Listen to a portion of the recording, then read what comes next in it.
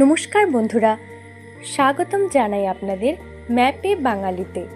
এই চ্যানেলে আমরা বাংলার হারানো ইতিহাস, প্রাচীন সংস্কৃতি আর ভ্রমণের গল্প নিয়ে আসি।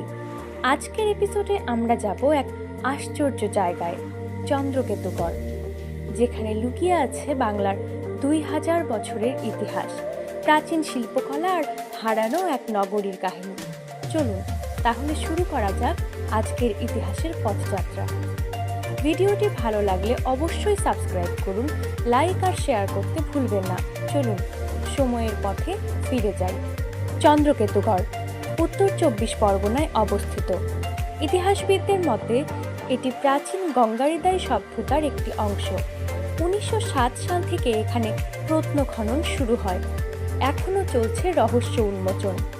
অনেকের মতে এটি বাংলার হরপ্পা মহেঞ্জোদারো।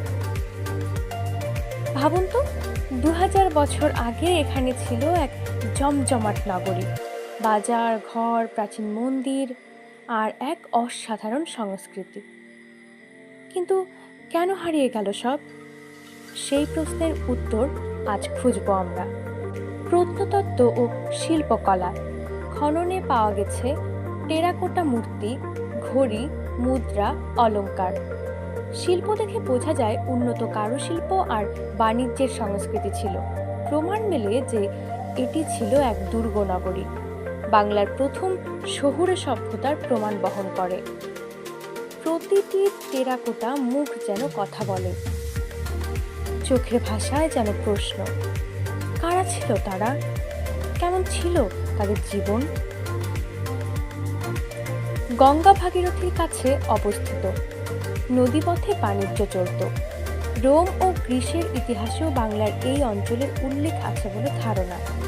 আন্তর্জাতিক বাণিজ্যের কেন্দ্র ছিল।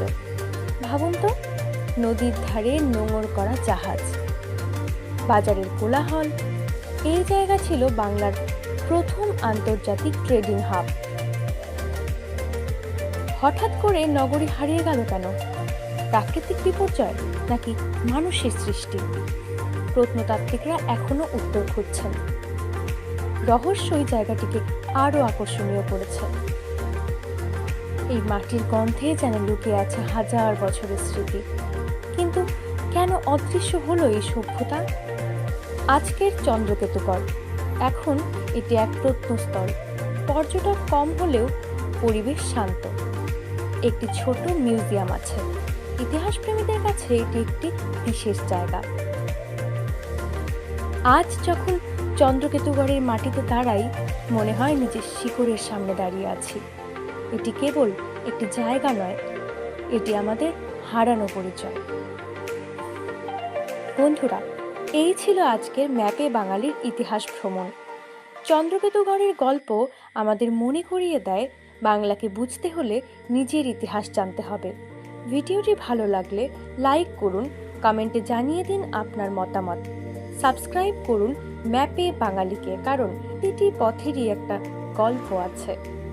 আপনি কি কখনো এমন কোনো জায়গায় গিয়েছেন যেখানে ইতিহাসের স্বাদ পাওয়া যায়? কমেন্টে জানান। পরের এপিসোডে হয়তো সেই জায়গা নিয়েই আসবো।